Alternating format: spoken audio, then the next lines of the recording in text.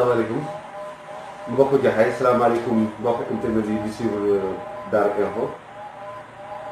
ñu ngi leen di nuyu di leen ziar tey am benn émission bu bees bi nga xam ni dañ koy commencé ak le directeur Diène Ndiaye mu nekk doomu commune bi mais mu nekk aussi tamit coordonnateur bi émission bi nga xam ni le grand débat politique lañ koy wooye directeur ñu ngi lay nuyu di la bàyyi rek di tàmbali di la bàyyi ñu nuyu askan bi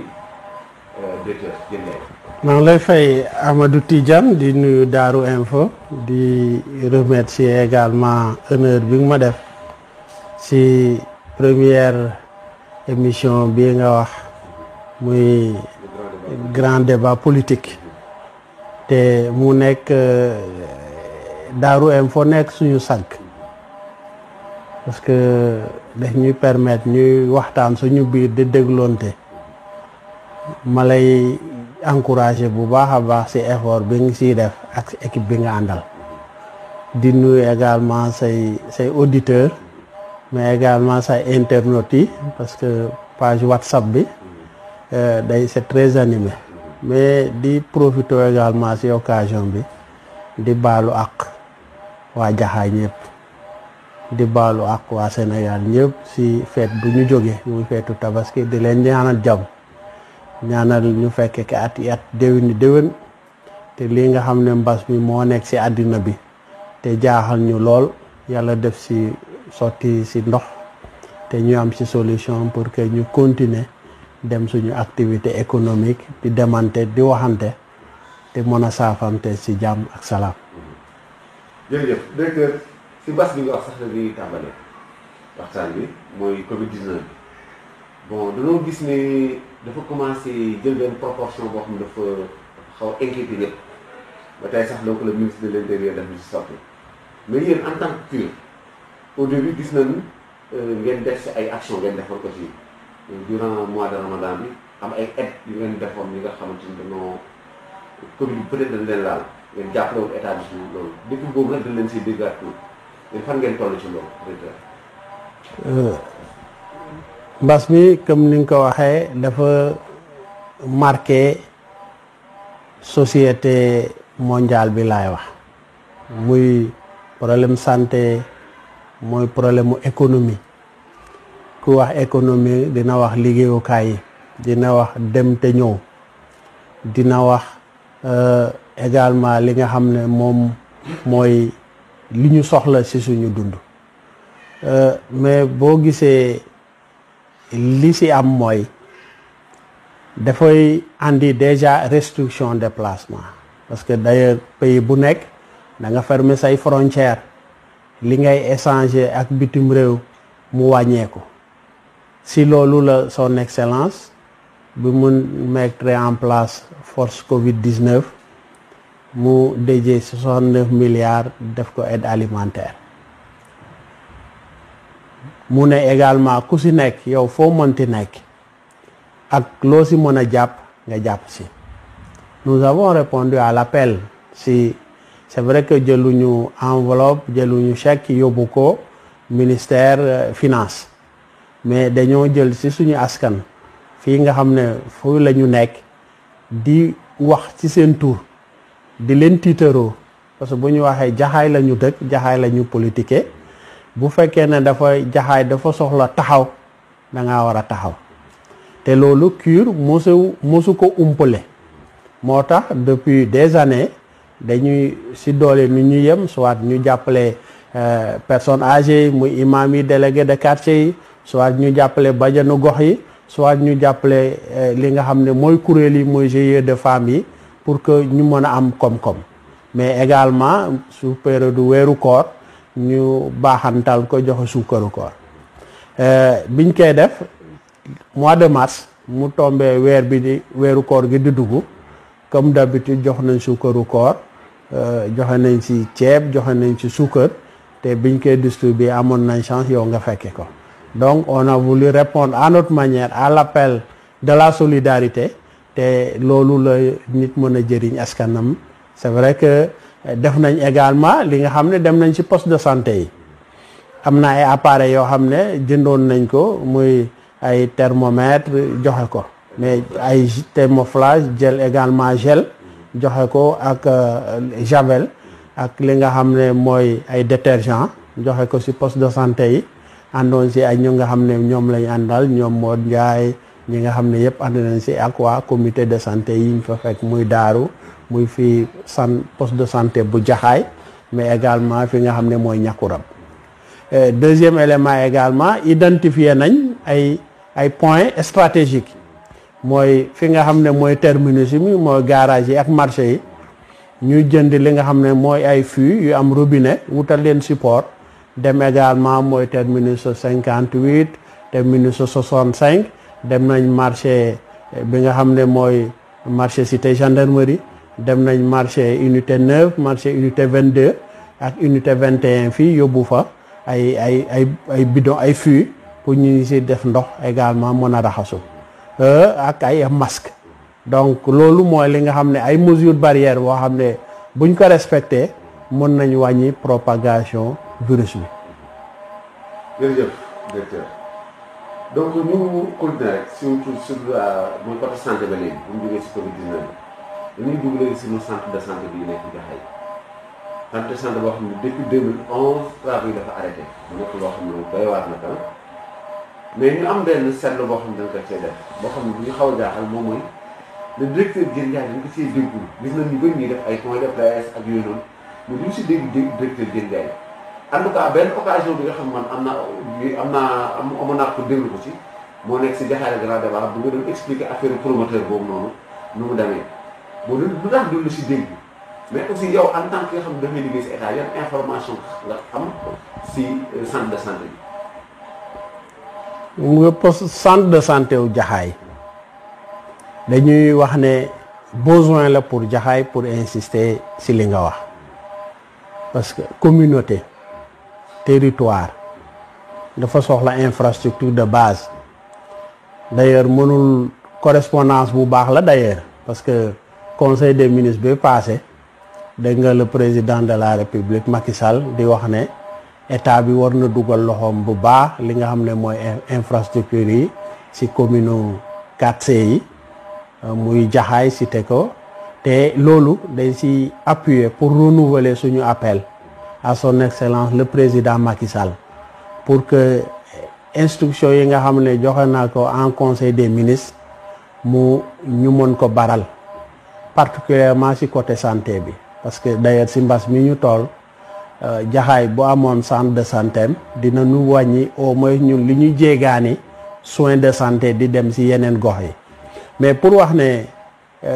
information nit ku nekk da nga am fooy toll ak li ngay am ci information ak loo mën ak lu dul mën en vrai dire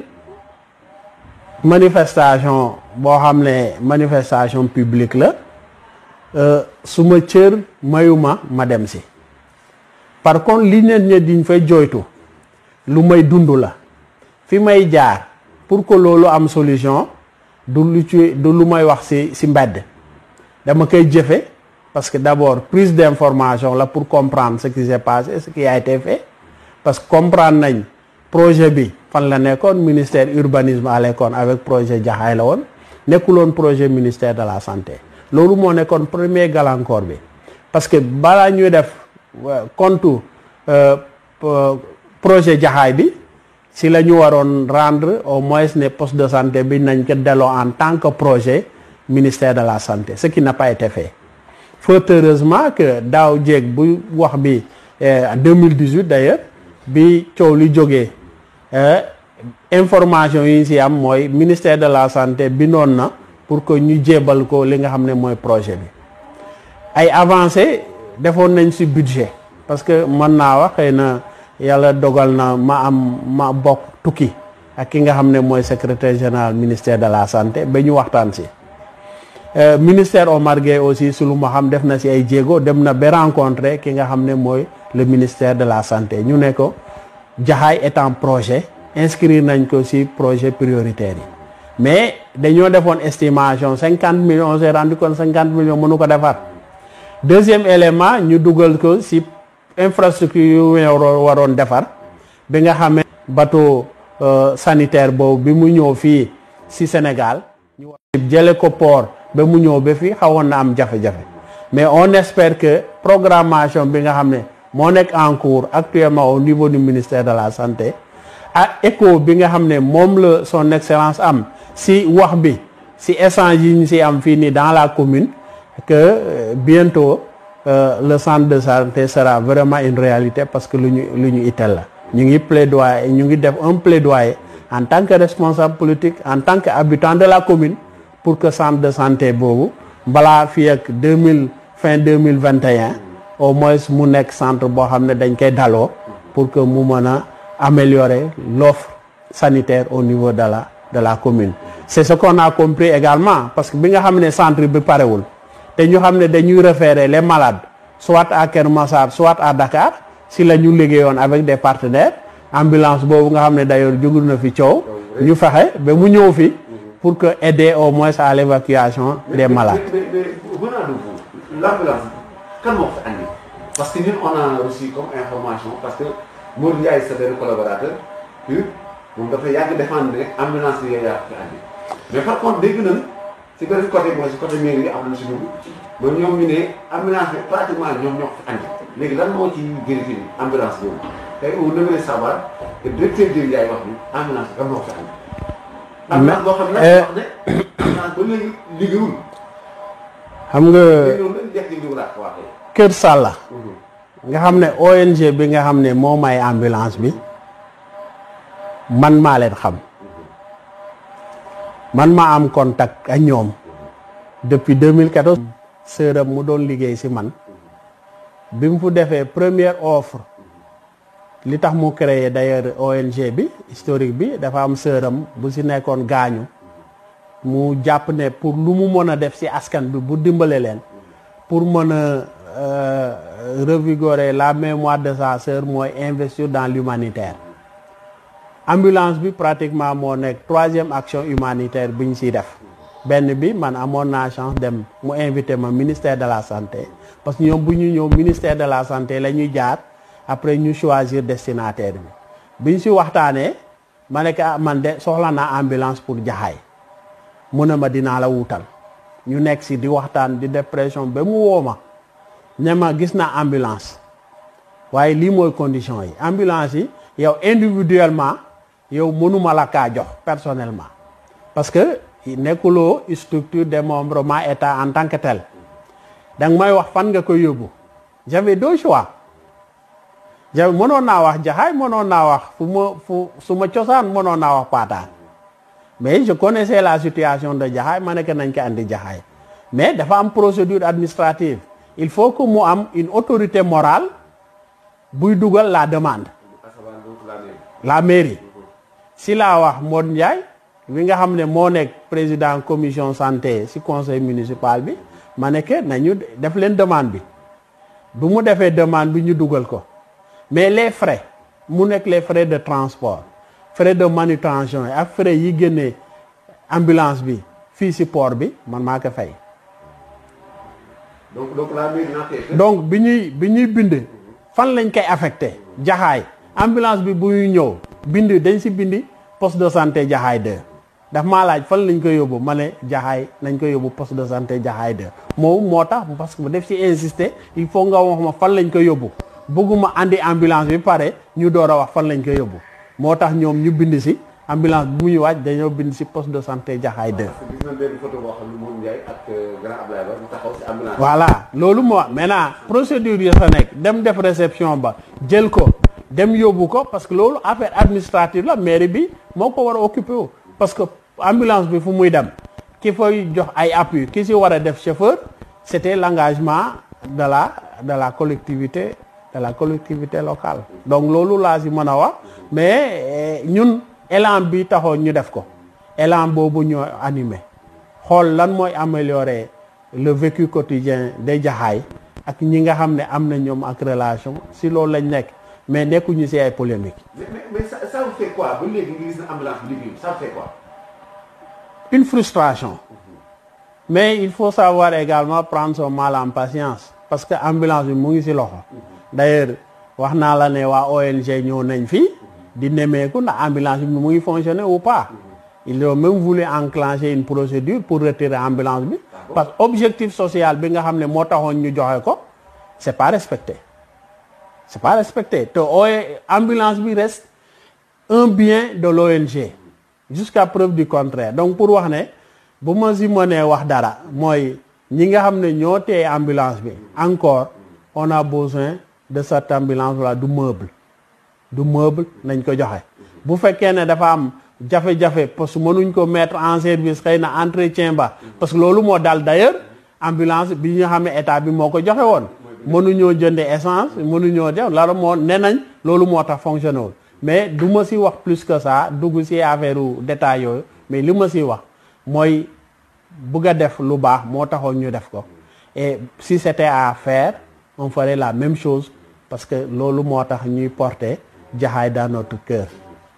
Voilà donc monsieur Diène Ndiaye côté ambulance boobu dañ ci taxaw côté santé bi dugg nag si beneen côté mooy côté cure. jërëjëf directeur waaw dañuy dellu comme ni nga ko waxee léegi si beneen point bu am solo aussi parce que on parle donc du grand débat politique lu ñuy wax si cure cadre unitaire donc des républicains mais cure bi ñu am si bëgg ay leer parce que cure bu njëkk dafa am ay ñu ngi si doon dégg mais tey dafa mel ne ñoom ñoo nekk seen i potentiels adversaires yooyu voilà am na leen dugg mais cure d'abord est-ce que nan ngeen doxee est-ce que vous avez structuré cure au niveau donc de la commune wala boog cure dafa nekk donc entre donc le directeur Diène Ndiaye et ses copains tout simplement wala boog cure dafa am ay objectifs yeneen cure ban structuration la am si commune bi fi mu nekk nii. Cure, le grand débat politique. Cure, cadre unitaire républicain. Ku sopp APR nekk militant APR mbaa nga sopp APR yaa ngi si mu nekk initiative boo xam ne dafa am jeunesse nag xam nga débat bi am na débat bu am temps yi démb ak tey ñi ñaa ngi wax animation politique Jaxaay surtout côté APR kenn xamul fan ngay teg sa tànk waaye ñun waa Cure xam nañ fu ñuy teg suñu tànk parce que li taxoon ñu créer Cure mu nekkoon léthargie animation politique bu amoon fii am leadership bu ñu waroon porter fii parti bi te ñi ko waroon porter wuñ ko moo taxoon ñu créer ko donc on avait raison d'ailleurs donc pour choisir cadre unitaire républicain mais li si am solo mooy muy mag ak ndaw fii si Jaxaay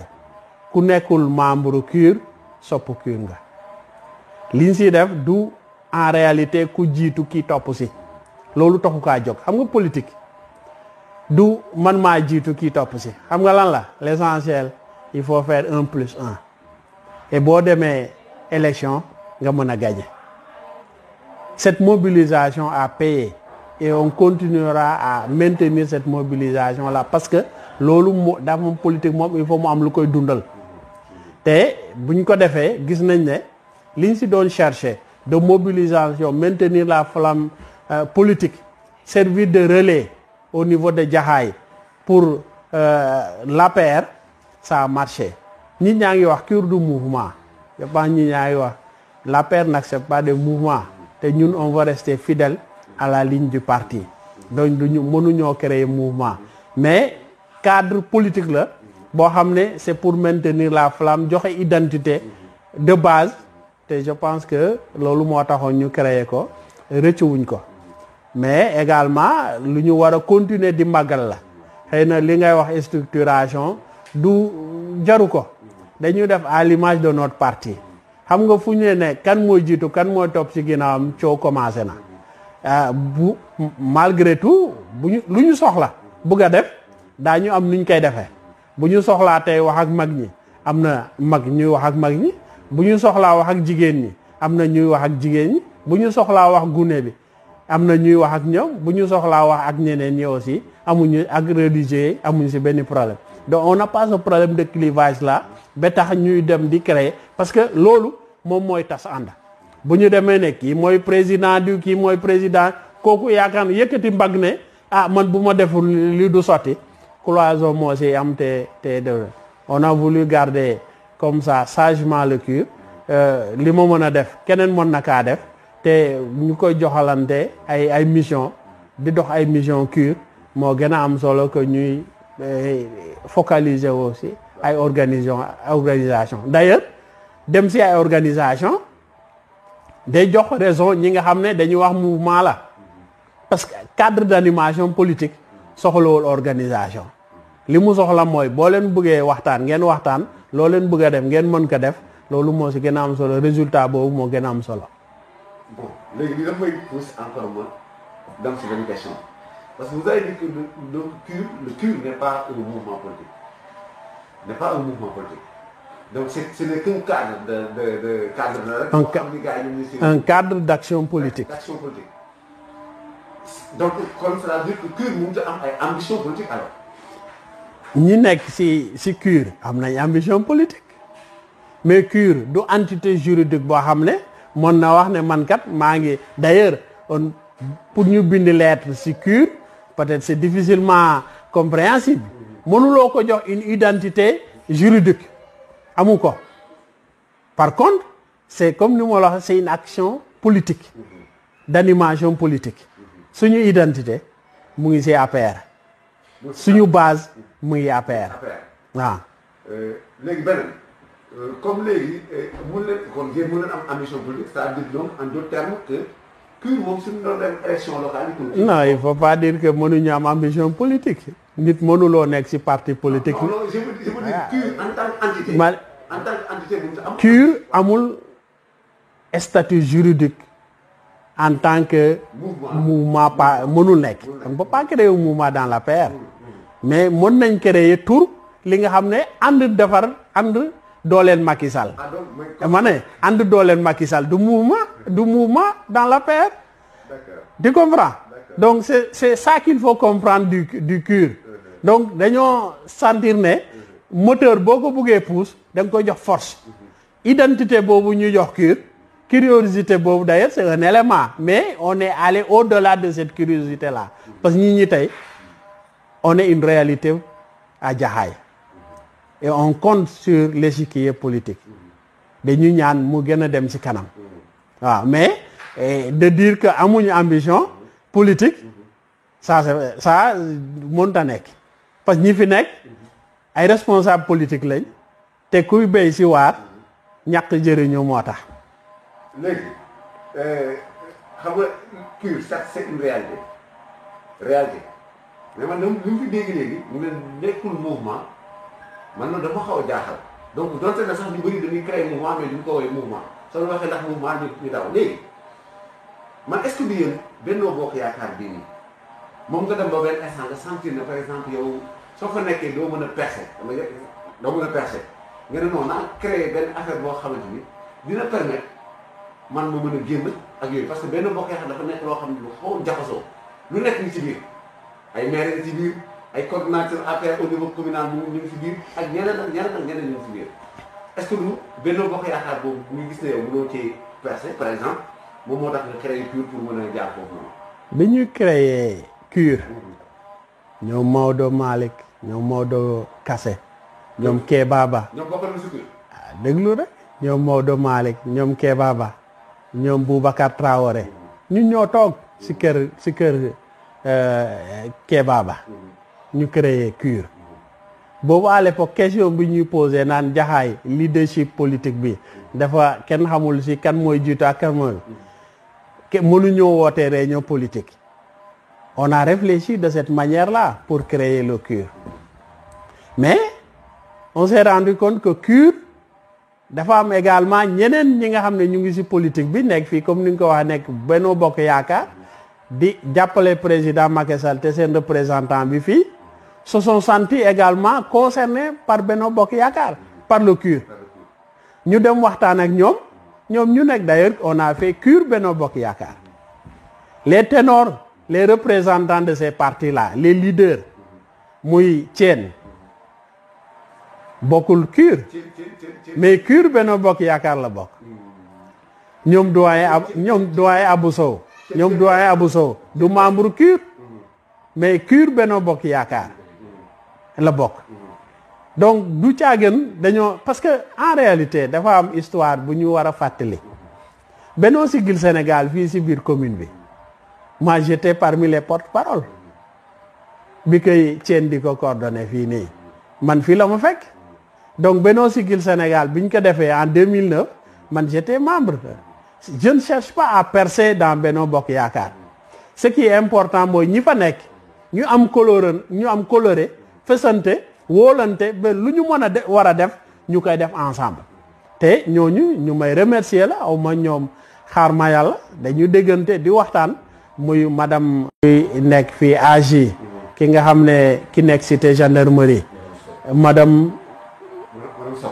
Sok dañu déggante muy Jules Ndaté dañuy déggante donc ñooñu ñoo fi représenté les membres de Benno Bokk Yaakaar donc amuñu problème boobu parce que parti APR bu muy sosoo fii si commune bi fii la ma fekk bu ma militer en politique pour la première disons pour la deuxième fois de ma majorité je devrais dire si parti APR la nekk donc man awma problème mu percer j'ai pas ce problème là parce que liggéey la rek waaw mais amul percer Benno Bokk Yaakaar mais amul leneen dañoo yaakaar il fallait relever un défi parce que il y avait une léthargie ñu def ko et on a vu les résultats à l'élection présidentielle je pense on avait un résultat satisfaisant. waaw parce que léegi nag dafa fay jàll benn lu ndaw benn 2 minutes si élection présidentielle yooyu noonu ñun noo jékki-jékki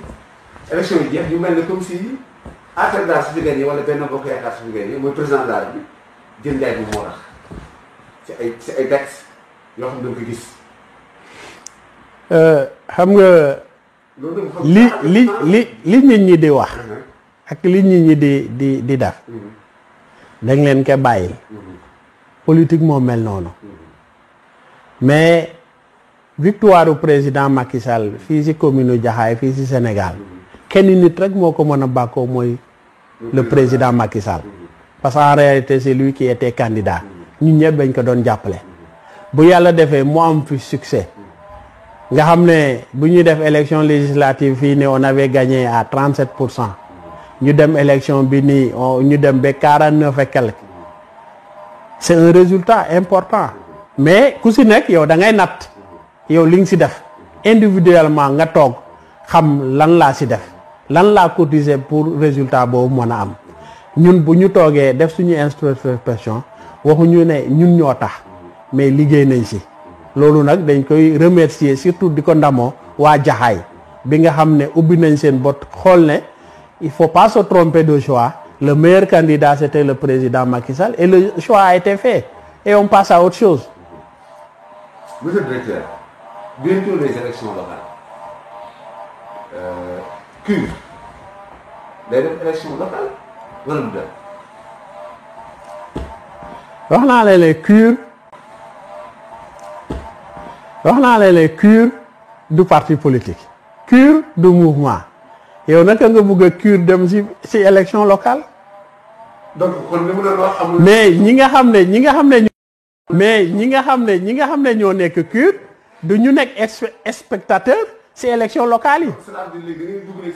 ma ne déggoo li ma la wax ma ne fu ñuy ànd naka la ñuy demee c'est pas encore le moment xam nga li ci am solo mooy xam nga ñi ci am solo ma ne la CUR mënul am nekkul entité juridique politiquement parlant mënul am récépissé mënul nekk présenté en tant que tel comme du mouvement naka nga bëgg bu demee ci CUR nga jël ko rek nekk CUR mais ñi nekk CUR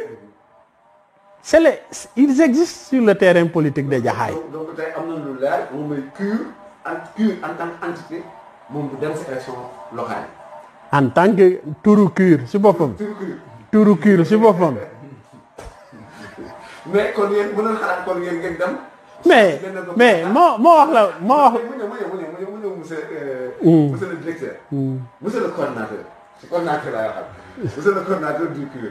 le directeur du dem ci élection locale en tant qu'entité mais APR dafa jaxasoo honnêtement lu ko il jaxase m'arrive parfois d'analyser di affaire moom mooy si commune fii. lu ko jaxase. yaa Boubacar Traoré leader il veut être maire. yaa Moussa Ba il veut continuer à être maire. Maodo Malick Maodo Kassé maire dafa bëgg a nekk maire Maodo Mbengue dafa bëgg a nekk maire. Je prends l'exemple donc de Birame Niang moom je crois qu'il est de l'affaire je crois il veut être maire aussi jàpp loolu laa jàpp. Il y a aussi comment dire ça encore le directeur Diène Ndiaye aussi est-ce que vous Diène Ndiaye dafa directeur Diène Ndiaye ou bien le coordonnateur Diène Ndiaye dafa bëgg a nekk maire boobu est-ce que moom moom leer na dina bëgg a nekk maire à l'exception près mais directeur Diène Ndiaye wala coordonnateur Diène Ndiaye veut-il être maire donc da jaxle. buñ la waxee ne dañoo bëgg a nekk maire il l'assume. Je te donne rendez-vous bu élection locale yi ñëwee on verra. mais li ma la bëgg a wax mooy être en politique et ne pas avoir des ambitions c'est mortel. Cela veut dire que vos ambitions ici dans ma ne nekk en politique te amuloo ambition c'est mortel d'ailleurs de façon générale dans la vie il faut avoir des ambitions. Donc dans cette commune-là dans cette... Vous avez donc des ambitions politiques dans cette commune, monsieur Diène Ndiaye. Mané, si je n'avais pas des ambitions politiques dans la commune de Jaxaay, je ne me réclamerais pas responsable politique d'ici liggéey guddeeg bëccëg dans la commune de Jaxaay. Donc su ma déggee sa wax en d'autres termes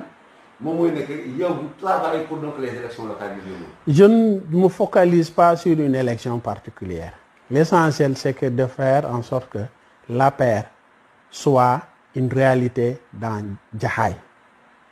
Mais léegi à supposer que. À l'élection locale lu sa xew ñu xam ne xew na si mais wax si loo xam ne jotagul pour man il faut travailler et se concentrer sur l'essentiel. Élection de député à des donc ça veut dire que donc léegi gars yi commencé nekk si affaire élection yi man loo bëgg xam parce que tamit comme doyen Kassé daf ñu ko defee daf ko wax publiquement ñëpp di ko dégg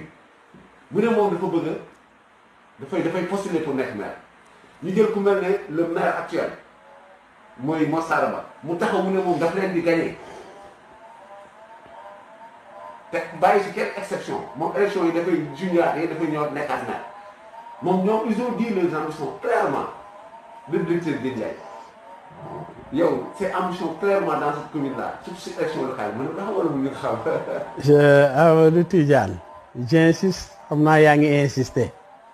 mais li réponse bi ngay wut du fii nga koy amee. Bon c'est pas maintenant on est peut-être à 8 mois si l'échéance de mars est maintenue que ngay wax ay candidature élection locale ou pas mais ce qui est constant on travaille à asseoir une légitimité politique à Jaxaay.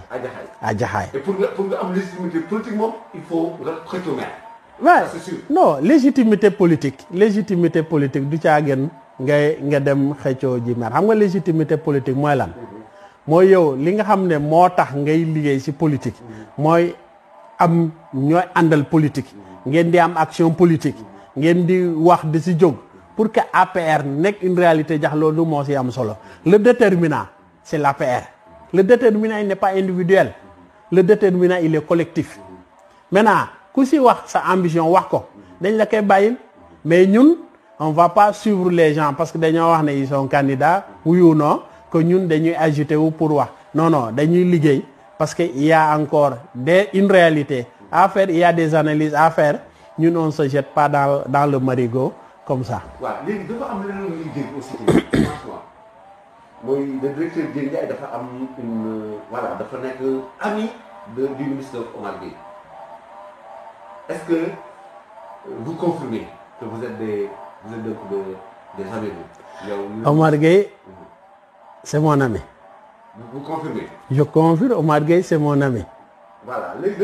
Omar Gueye, c'est mon ami, doublement, parce que nekkoon suma ministre, nekkoon suma tutelle,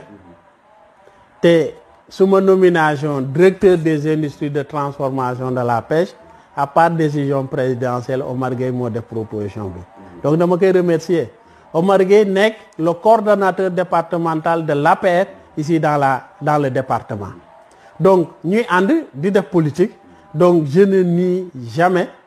suma amitié ak Omar Gueye mooy amitié physique mais amitié politique et je l'assume. jërëjëf Daba Saba. ministre Omar Gueye parce que dañ naan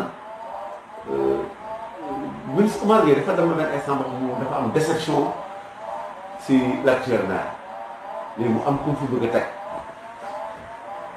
te ku mu fi bëgg a teg le directeur Diène Ndiaye mu bëgg fi teg comme maire est-ce que loolu aussi tamit lu am la parce que buñ daanee deuxième question aussi boo xam ne moo si tegaale mooy nag APR est-ce que yéen a ngi xalaat APR au niveau communal est-ce que yéen a ngi xalaat kan moo leen di jiite suba est-ce que yow di nga nangu par exemple monsieur le maire Massara Ba jiite li sa APR suba. C'est vrai que tu insistes yaa ngi insister de plusieurs manières ci élection locale bi mais moo wax la rek jàppal leen élection locale bi bu jotee incha allah li ci war a am kese mooy am jéem di anticiper yenn yi ay combinaison kan mooy jiitu kan loolu incha allah dina am ku jiitu dina am ku ci topp et cetera dina am ay candidat dina am mais ku ci nekk da ngay ñaan yàlla nga fekkee tetal après li ci am deuxième élément na ñu bàyyi bu ñu amee suñu jafe-jafe politique mbaa manque d'inspiration ñuy wuute inspiration ci turu Omar Gueye. Omar Gueye n'est pas le maire de la commune il reste le coordonnateur de l'APR du département mais damay gis souvent ñu ne oui Omar Gueye moo bëgg a wut ku mu fiy teg Omar Gueye du moom mooy voter Omar Gueye du moom mooy déterminer nit ki boo demee ci mbañ nga ba kan ngay voter il faut que ñu assumer ñun suñu destin te continuer di ko remplir te ñuy bàyyi di wut alibi di dem ci ñeneen ñi j'estime que manque de maturité politique la ou bien je pense que xëy na sax day mel ni ñun dañoo am toujours sensation que on est toujours encore sous tutelle. Jaxaay est une commune de plein exercice comme la commune de Sangalkam comme la commune de Bambilor bu ñu amee problème noonu suñu biir toujours dañuy wuti un alibi diw la ça je pense que nous devons être mûrs de assumer ñun suñu acte bañ di si wut kan lañ koy lokk ak kañ lay nag je pense que c'est ça qui n'est pas responsable te damaa yaakaar ne ñun ñi nekk fii on a suffisamment de responsabilité de vécu pour assumer nos actes et nos choix politiques. Merci beaucoup monsieur le directeur donc suñu jógee ci Omar Gueye boobu dañu ñëw ci gestion mairie Jaxaay yow bu jugee cette gestion là surtout mandat bi Massara Ba jeexal pratiquement nan nga koy juger sur une note donc de 10 sur 10 bu ñu doon combien mooy gestion commune bi mooy mandat maire ci Massara Ba. xam naa dinaa la décevoir xam naa ci réponse bi. Je ne suis pas moi appelé à juger personnellement le travail du maire. J'ai pas la qualité et ni la prétention xam nga lu tax dafa am exécutif local population yi ñoo ko fal bu amee ku koy juger ak ku koy demander des comptes c'est la population de Jaxaay. damay bàyyi population Jaxaay bi ko jox le mandat laaj ko des comptes ak le. jërëjëf directeur dañuy dellu si benn question rek moom mooy yow tey soo doon évaluer donc je veux dire liggéey bi nga xamante ni mairie Jaxaay di gestion bi Massara Ba mandat dafa doon évaluer yow vous jugez que c'est bon c'est moins bon c'est passable ou bien c'est médiocre ou bien c'est voilà quoi ban noonu la koy jox yow. xam nga man lu ma xalaat ci liggéeyu Massara Ba amul solo li population Jaxaay xalaat ñoom ñi ko jox mandat moo am solo du dëgg léegi li ma ci wax rek mooy comme moom mooy maire na gën a góorgóorlu gën a jàppale population yi parce que loolu la ñuy xaar si moom. mais vous yow en tant que doomu dëkk bi habitant donc de la commune donc cela veut dire que donc yow war nga mën a évaluer yow tey jii est-ce que gis nga ne Massar Ba yow mu ngi jox lu war si askan moom koy def. commune u Jaxaay jeune commune la à part délégation spéciale muy door a am maire de plein exercice li ñu fa war a def bëri na mais comme ni ma ko waxee na góorgóorlu pour que Jaxaay li ñu xaar ci maire am ñu mën ko am mais il faut pas également se tromper liggéeyu commune du liggéeyu benn fan du liggéeyu ñaari fan mais man awma jugement particulier bu ma siy joxe le moment venu dinañ si wax mais pour le moment je préfère encourager ko mu góorgóorlu te bàyyi ko Jaxaay ñu juger ko le moment venu. Modération. Vous, est-ce que vous jugez que Massar Ba est un bon maire? C'est pas à moi de donner un jugement au maire. J'ai posé la même question au proche collaborateur donc de Massar Ba, à savoir blessé, de Nassir Ba. Boo xamante ni bu ñu ko posé question bi dafa ne ma bëgg na mais mënul yow vous dites quoi monsieur Dieng? moom xam nga moom jege na ko. ñoom ñoo nekkoon ensemble xëy na moom mën na kaa wax mais man je suis loin de la gestion municipale. li may gis dans la vie de tous les jours. Jaxaay a besoin encore d'investissement. Jaxaay a besoin encore de présence. Foofu rek laa si mën a mais je ne peux pas donner une note à bien passable à la gestion du maire parce que du suma rôle. xam nga dans la vie nit ku nekk boo yemee si sa rôle. addina bi dina neex. en tant qu'habitant man c'est su ma wax moom mooy en tant qu'habitant en tant koo xam ne benn responsable politique aussi mu nekk si commune bi yow war nga mën a xool ne maire il a bien travaillé oui il n'a pas bien travaillé. oui mais ma ne la. man je c'est pas le moment pour man. de donner un jugement au travail du maire. conseil municipal bi koy accompagner ñu ngi liggéey ak moom. waa Jaxaay ñu ngi ko teg bët. le moment venu ñoom dinañ ko évaluer. gis nga ne gars yi suñ koy évaluer duñ koy jox man bu baax quoi. je sais vraiment pas parce que tey mënuma laa wax yow lan nga ci xalaat je ne le sais pas. Alpha lu mu ci xalaat je ne le sais pas. donc je préfère man ma yem ci li nga xam ne moom laa xam c'est li nga xam ne maandute dafa am solo. mais mën na suñu jeexal chapitre boobu mën na daal coordonnateur Dieng def na donc Massar Ba du courage. maa ngi koy ñaanal wër ak gudd fan. liggéey bi nga xam ne moom la yenu mu yeggale kay si jàmm te Jaxaay gis ci njëriñam. Et vous voulez être donc un adversaire donc de Massar Ba comme ça? Adversaire comment? Ah, d'accord. Donc c'est élection locale. Adversaire comment? Mais les gens qui postulent à une élection locale, c'est pas des adversités entre personnes. C'est des ambitions qui sont mises en face et les ambitions c'est la population de juger. Ko am ambition dem wax ko ci kamanu population yi bu ko doyee population yi voté la bu ko doyul population yi bañ laa voté. C'est comme ça que se tient la vie politique. D'accord. Mais il n'y a pas d'adversité au sens strict du terme. On ne peut pas être des adversaires. Voilà. Donc, ou bien dans le bon sens alors. D'accord. Dina si beneen affaire léegi directeur am na ay jamono ñu yëkkati fii problème bu départementalisation de Kër Massar man récemment lorsque le président de la République waxee ay ñu def ay infrastructures si kii bi mooy Jaxaay Kër Massar Tivaouane je me suis dit ñu ne député maire Moustapha Mbengue Moussa la ma ko wax moom mooy la départementalisation de Kër Massar et mu concerne 3 pôles yi Jaxaay Kër Massar ak Tivaouane yow départementalisation de Kër Massar noonu la gisee est-ce que jàpp nga ne lu war a mën a nekk la ou bien vous dites aussi comme les autres mais pourquoi pas la départementalisation des 4C? xam nga affaire découpage territorial. surtout question départementalisation Kër Massar xam nga man dëkkuma Kër Massar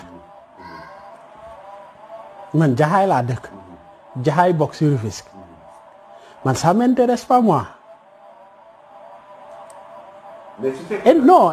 non bàyyi rek ma wax la man ama lu ma intérêt man may débattre ci question départementalisation Jaxaay xam nga loolu moo tax ma ne il faut pas faire des déperditions d'énergie di wax loo xam ne la question ay nit ñoo koy poser peut-être par des intérêts particuliers mais est-ce que logique boobu c'est la logique de l'État? Départementalisation Keur Massar bu ñu ko wax c'est pas maintenant 2008 2009 ah kii nga xam ne moo nekkoon cousin Thierno Diop defoon na ko cheval de bataille Alassane Ngom man dem naa fi 2 réunions ñu wax ma ko ma ne leen man du ma ñëw ci réunion di wax ay départementalisation ça m'intéresse pas moi parce que man fi ma nekk je suis bien à l'aise là où je suis. Je suis bien à l'aise fu ma nekk. Oui maintenant bu fekkee ne la question est posée officiellement mu am ay enquête publique ay demandes yi nga xam ne c'est un projet de l'État posé sur la table par les ministères concernés en ce moment-là buñ ma laajee ma wax ci mais dans des supputations nit di wax nii damaa bëgg bu fekkoon ne nit bu waxee rek ñu wax ci on va pas s'en sortir. Mais est-ce que gis nga ne Jaxaay gis na boppam service est-ce que yaakaar nga ne Jaxaay man Jaxaay gis na boppam qu'est-ce qu'on attend de Rufisque? Mais en tant que conseil départemental. ma ne donc su ma jëlee rek exemple étudiants yi ñoom le plus souvent moom mooy chef lieu bi dañuy jàppale chef lieu bi mais ñi nga xam ne par exemple ñoom ñoo gën a sori chef lieu bi comme lu mel ne ay Jaxaay le plus souvent du gis seen bopp si benn dimbal boo xam ne jóge si conseil départemental ça aussi c'est une réalité. C'est quoi la responsabilité du conseil départemental? Si étudiants yi par exemple si étudiants yi. mais ñoom war nañu mën a soutenir. parce que compétence la. Est-ce que conseil départemental dafa am compétence sur l'éducation supérieure? C'est que il faut que ñun ñuy arrêter di chercher à poser le problème di accuser les gens nit loolu def est-ce que ñun ñu ngi def lu ñu war a def? C'est la question que doit se poser. xam nga man du ma xarab nit. C'est dangereux dans la vie. xam nga boo ma waree defal dara te defaluloo ma ko damay jàpp ne yow xëy na da nga kaa mënul ou bien itteelu la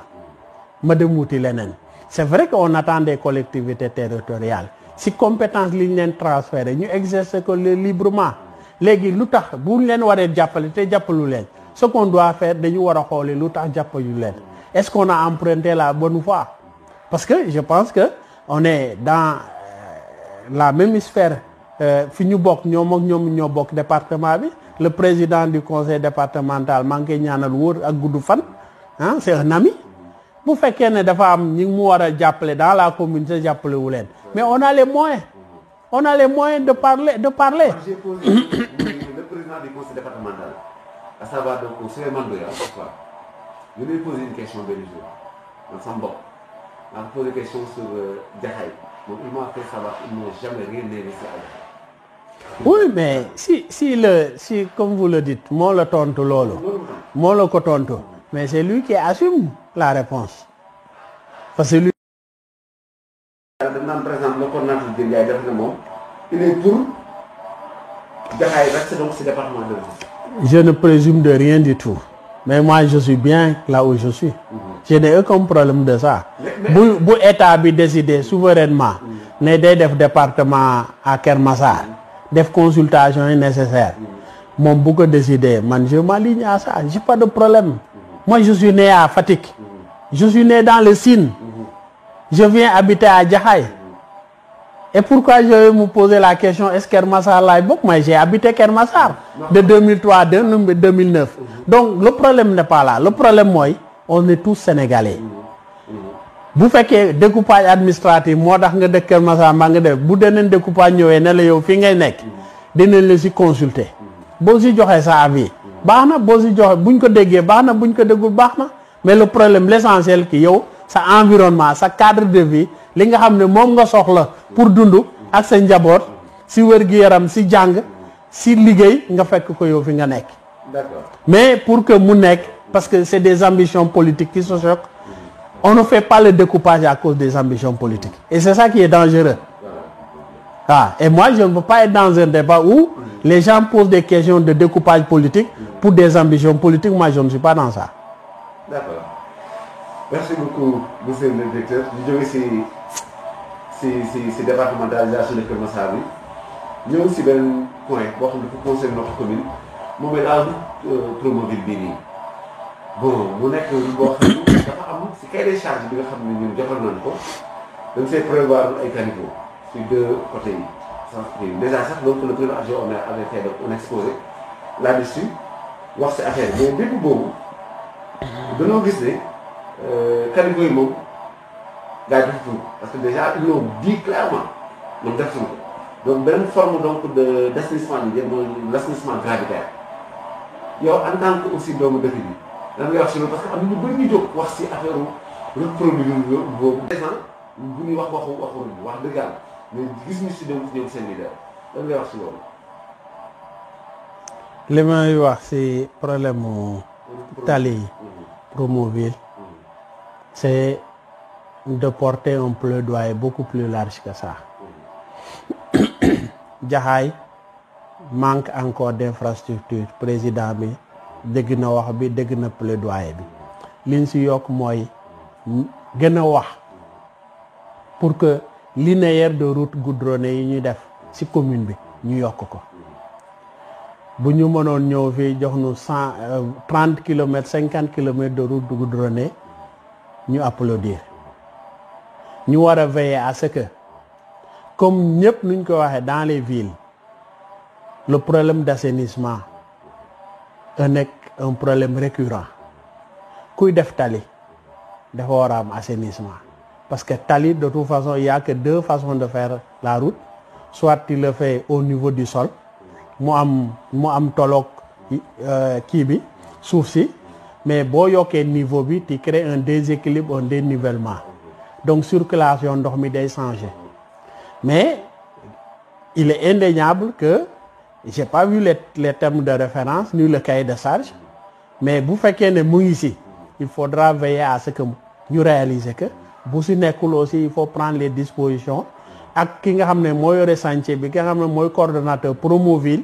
mu déglu li nga xam ne moom la population yi wax pour que ñoom ñu tenir compte parce que nit ku jógee si inondation ba ñëw Jaxaay si tu veux vivre encore les inondations ça peut être compliqué mais comme ni ma wax je connais l'administration comment ça fonctionne je fais confiance aux responsables de Promoville nañu déglu li nga xam ne population wax alerte la il faut en tenir compte bu nekkee ci cahier de charge bi tant mieux il faut veiller à ce que ñu réaliser ko et je pense que tali moom buñ ko defaree tali bi traversé Keur Massar jëm ba le pont de Rufisque am na assainissement mais assainissement gravitation bi mu am souvent day impacter sax Jaxaay day impacter Jaxaay donc dafa am Jaxaay ni mu bindoo tali bi bu ko amul nañu fexe naka lañ koy defee mais il faut d'abord un grand projet d'assainissement de Jaxaay qui concernera la collecte des eaux de pluie pour ñu mën ko yóbbu ci station de pompage bu gën a jege. C'est ça qu'il faut porter pour Jaxaay et bien sûr les routes bu ñu régler un problème de circulation problème d'accessibilité les routes ne doivent pas également être source de nuisance pour les populations. Voilà donc loolu moom li ma ci wax et renouveler comme wax naa ko ni ma ko waxee confiance à ceux qui ont le projet qu'ils vont tenir compte du besoin de Jaxaay en termes d'assainissement surtout de collecte des eaux usées surtout qui vont découler de l'installation de la route goudronnée. Merci beaucoup monsieur le directeur Ndiaye. Bon on a passé en revue lu bëri li nga xam ne xew na fii wax dëgg yàlla wax nañ ci côté santé waxu Promoville bi centre de santé bi waxu CUR wax nañ ko waxu les élections les prochaines élections locales wax nañ ci donc ba léegi aussi waxoon ni ndax da ngay nekk candidat wala déet wala boog benn membre CUR dafay nekk candidat wala déet bépp waxoon ñu ko mais dégg nañ on a compris en filigrane que CUR en tout cas su demul en tant qu'entité mais dina am ay éléments CUR yi dem ci élection yi kooku en filigrane c'est ce que nous avons compris. En tout cas CUR CUR ñu si nekk dañoo am ambition politique. donc et aussi donc le. CUR ñu si nekk dañoo am ambition politique. te ku jiite CUR aussi dafa am ambition politique Issa Diakhé. Naturellement parce que je suis membre de CUR. donc su may wax dam naan donc élection locale yi ñëw ba si ñëpp préparé xaar si donc le coordonnateur du CUR di Diender. il faut pas ñi ma nekkal ak CUR ay nawle lañ. ay nawle lañ. du dëgg. pourquoi man ma war a jóg ne man waa CUR man maa nekk seen candidat. est-ce que je ne suis pas. mais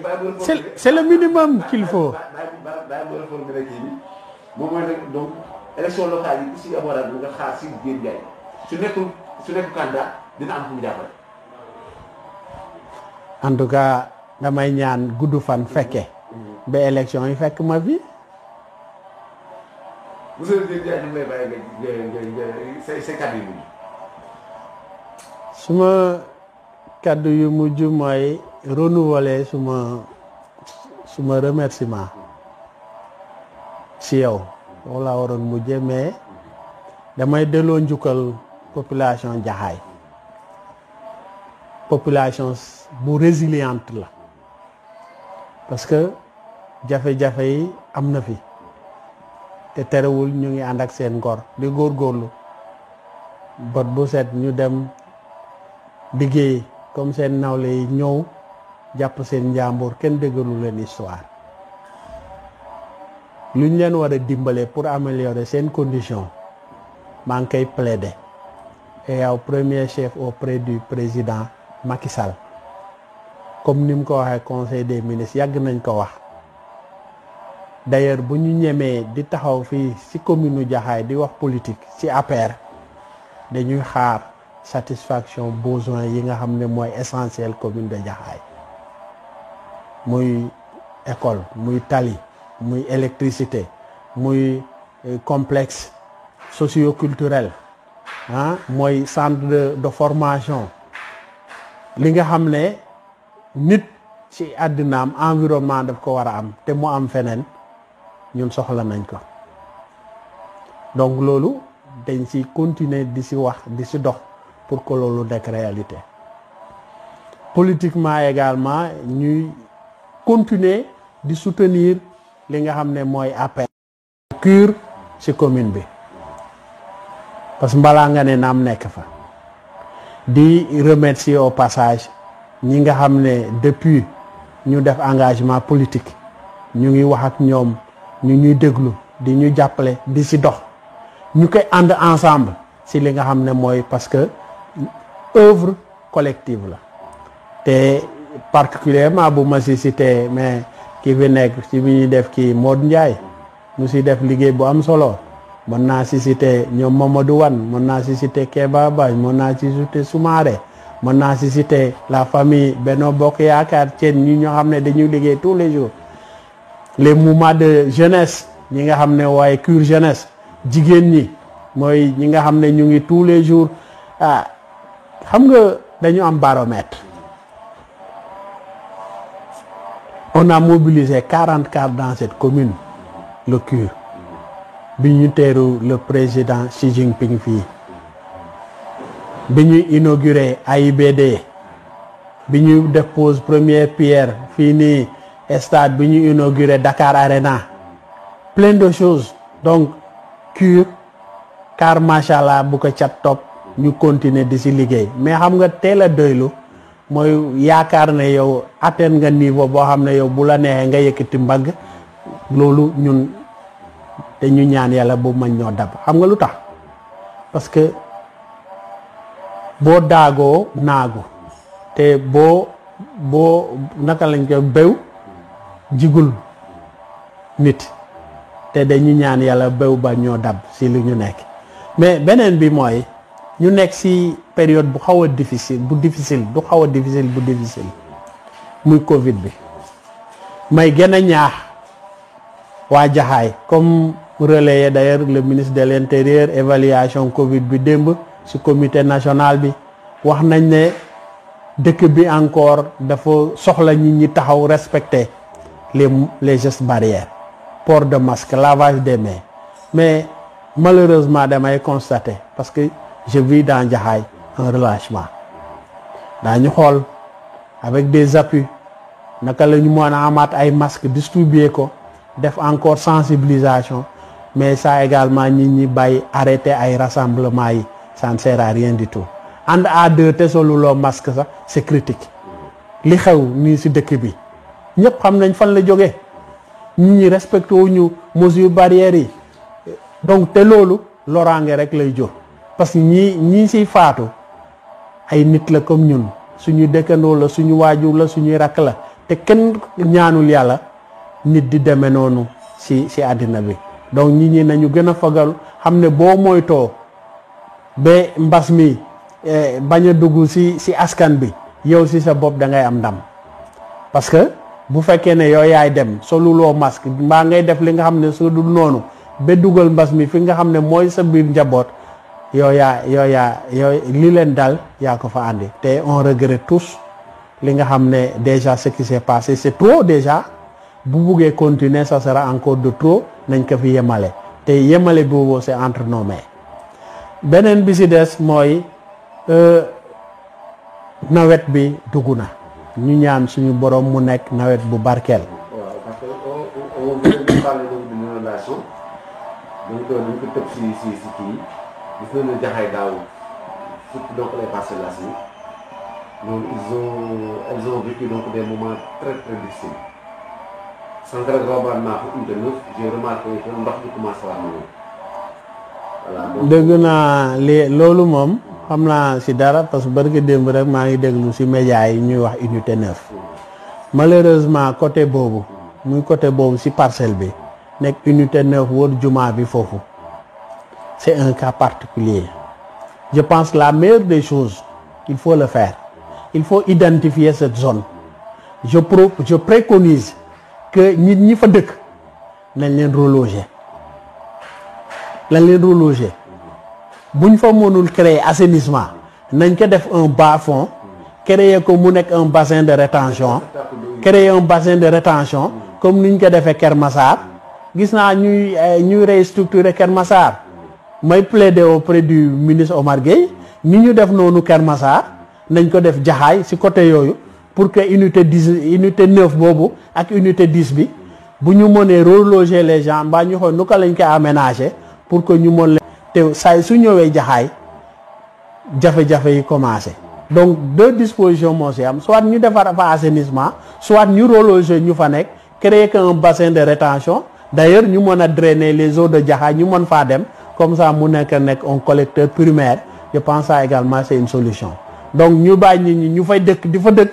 te xam ne fii peut-être à l'avenir ça va être plus compliqué aussi je pense il faut anticiper les choses parce qu'on a les outils nécessaires qui permet de prédire d'ici tant d'années site bi naka la mën a nekk parce que si c'est une zone non édificante c'est pas la peine de continuer à forcer malheureusement c'est ça qui arrive dañuy xam ne fii zone boo xam ne kenn mënu faa dëkk ñuy continuer di fa investir tout en pensant que nawet bi du te bu ñëwee di jafe-jafe day am ñu fa nekk ñu leen di mosawu di leen ñaanal également xam ne jafe-jafe la ñu bokk ko ñoom pa ñoo bokk dëkk dañuy ñaan autorité bi surtout avec le ministère de l'Intérieur dans le cadre du plan Orsec outils yi ñu fa mën a teg muy pompage bi soulagement désinfection bi ñu def ko pour que population yi mën a vivre paisiblement parce que buñ fekkee dañoo nekk ci période de Covid nit ñi mënuñoo toog ci seen biir kër ça veut dire dina xaw a jafe tuuti parce qu'il risque d'être dans la rue boobu moom loolu laa ci bëggoon wax inondation yi sa taw bu bari loolu lay moom lay àndal. Ça veut dire Jaxaay également a besoin d'un grand projet d'assainissement et qu'il faut mettre également dans les projets de la collectivité territoriale donc di la nuyu di baalu ñekk ab di ñaanal Sénégal jàmm di ñaan également son excellence yéen bi diis na mais di ko ñaanal également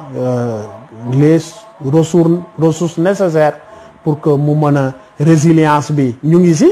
am na lu ma ci xam parce que je suis membre du comité de gestion du fonds de résilience aux entreprises nit ñaa ngi liggéey ci plan de relance bi pour accompagner l'économie parce que c'est le seul moyen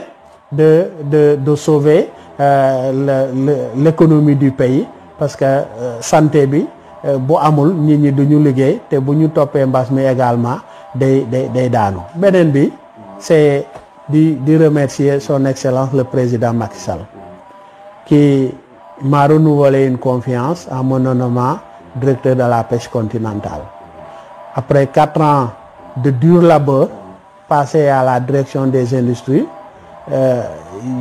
maa ngi directeur pêche continentale mu nekk challenge parce que pêche dafa am nappum géej ak nappum dex pour parler simple nappum dex bi am solo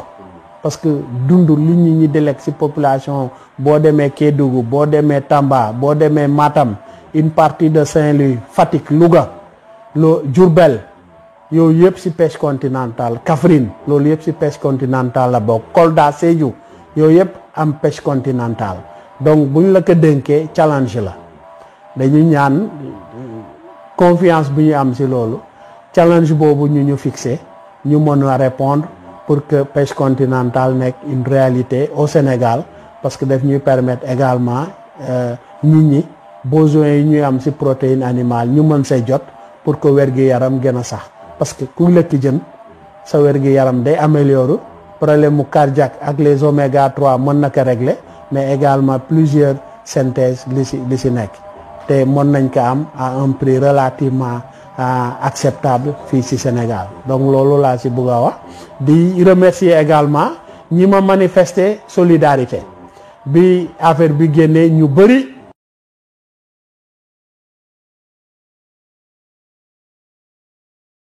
koy partager ak ñoom di leen remercier ci antenne bi ma may pour ma wax c'est la première fois d'ailleurs ma ci wax donc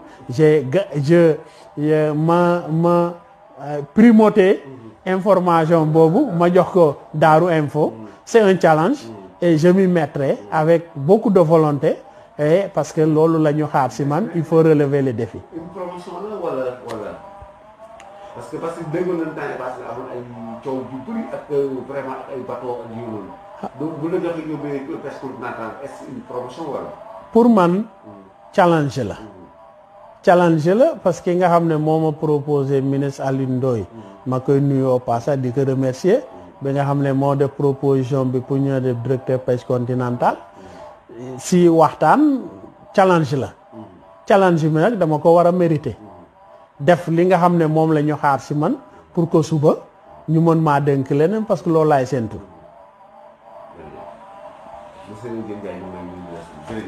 maa ngi lay nuyu bu baax di remercier tout le monde merci beaucoup. ci invitation bi. Merci beaucoup jërëjëf.